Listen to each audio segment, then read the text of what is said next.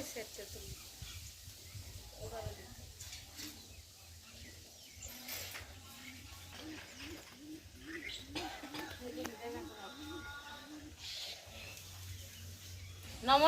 বন্ধুরা, আজকে আমার মন ভিলেজ কিচেন থেকে আপনাদের সবাইকে স্বাগত জানাই।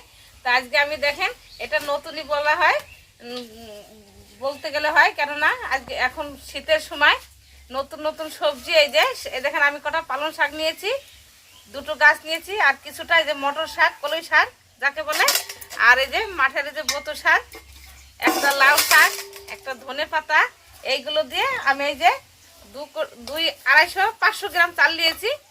তাই এটা দিয়ে আমি একটা শাক দিয়ে ভাত রান্না করব। তার মধ্যে একটা বেগুন দেব, 3টা আলু দেব, এর মধ্যে আমি কাঁচা ঝাল দেব, লবণ দেব। তা আমি এই সব দিয়ে একটা ভাত রান্না করব। তাই শীতের সময় এটা খেতে খুব ভালোই লাগে। আমি আগে অনেকেই খেয়েছি, আমার ছেলে বলছে মা এটা করো।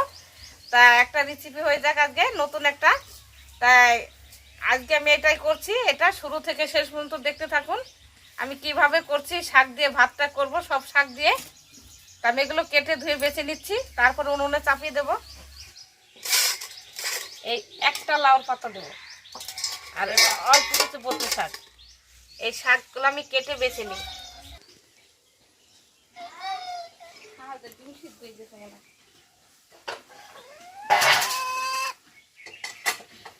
শাকগুলো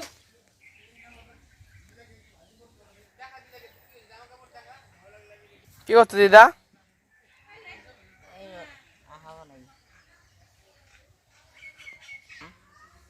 আমি একটা হাওয়া নেমে রাখছি, এখানে যে ভিডিও করবো বানাই পার না। আমার মা আঁকা ভালোভাবে বানাতে পারে না বলে আমার দিদা এটা বানিয়ে দিচ্ছে।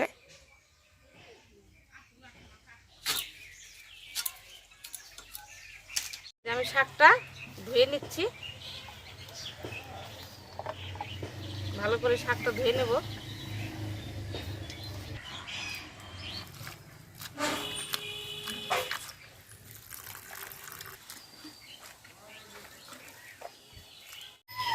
এই যে আমি কড়াইতে জলটা দিয়ে দিচ্ছি,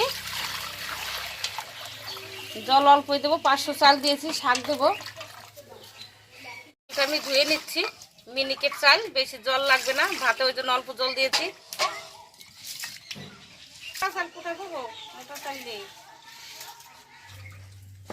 এই যে আমি আলু বেগুন কেটে নিয়েছিলাম, ধুয়ে ধুয়ে দিয়ে দিচ্ছি। এখন আলুগুলো আগে দিয়ে দিই, কেননা মিনিকেট চালে।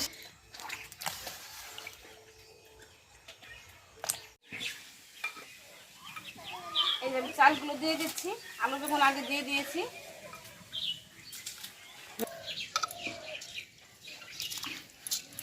আমি নেড়ে দিলাম, এখন একটু জাল হোক, তারপরে শাক দেবো। বিখ্যাত নায়ক কে? মিঠত। তাই সবাইকে হাই হাই করতে করতে তোমার দিদা কি সুন্দর করে উনুন বানাই দিয়ে গেছে, দেখছো? ওই যে মাঠে শাক দিয়ে শাক ভাত, আজকে শাক দিয়ে ভাত রান্না। এই যে আমি ভাতের মধ্যে শাকগুলো দিয়ে দিচ্ছি, শাক দিয়ে লবণ দিয়ে ঝাল মাল সব আমি এখন দিয়ে দেবো। আমি একটু নেড়ে নিই, শাকটা একটু বসিয়ে দিই। বলছিলাম না মামি শাক দিয়ে কি করে ভাত খায়।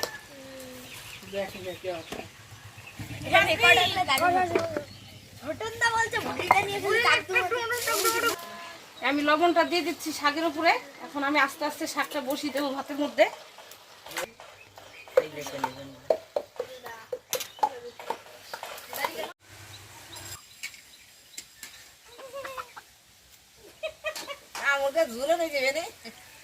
ওই যে আমাদের লাঠা মাছ জিয়ানো ছিল হাড়িতে, সেই লাঠা মাছ মা জল ফেলতে গেছে, লাঠা মাছ চলে গেছে। এখন মুরগিতে কি করে ঠুকরাচ্ছে, ও ধরতে পারবে? ওরকম করে দেখো, ভয়ও পাচ্ছে আবার। এই যে আমি ধনে শাকটা ধুয়ে দিয়ে দিলাম, আর কাঁচা ঝাল এদের দিয়ে দিয়েছি।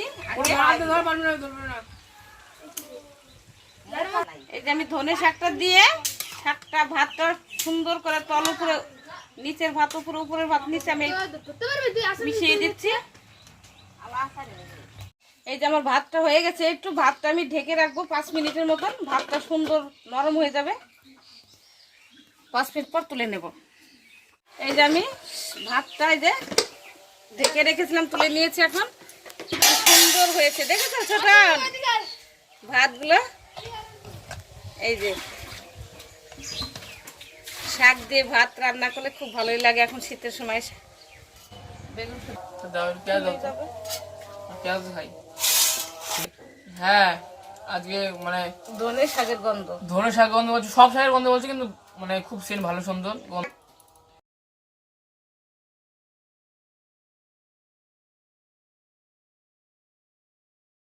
এই যে আমি এখানে লবণ নিয়েছি, পেঁয়াজ নিয়েছি আর লঙ্কা। এই যে আমি ভালোভাবে আগে চেটকি নেবো। কাঁচা লঙ্কা সিদ্ধ, কাঁচা লঙ্কা সিদ্ধ দিয়েছে। আলু নেবি ঝাল? না, আলু নেবো ভাতের মধ্যে, আলু নেবো মাখিয়ে খেয়ে নেবো নাকি? তা খাও।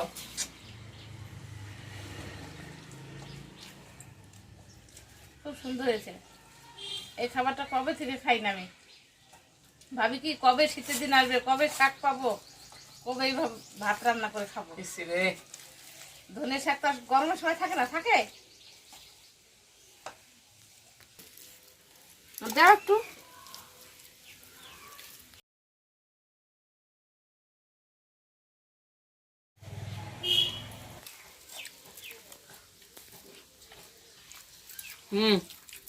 আমার তো খুবই ভালো লাগছে, আমি তো আগে থেকে খুব ভালো হয়েছে সত্যি তাই। হ্যাঁ ঠিক, আমি দিয়ে রাখি এইভাবে শীতের খুব ভালো হয়েছে। শীতের সময় এইভাবে ভাত রান্না করে খেতাম। আমার দাদারা মাঠে থেকে বলতো কি যে তো বুড়ি খাই, দিতাম, বলতো কার কার দেয় খেতাম, তো রান্না খেতাম অল্প করে।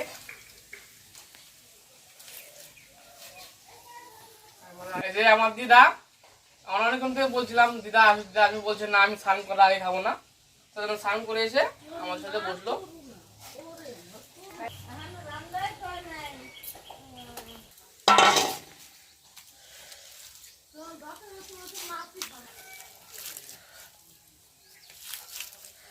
তো লবণ বেশি খাস না। আমার শাক ভর্তা কিরকম লাগছে?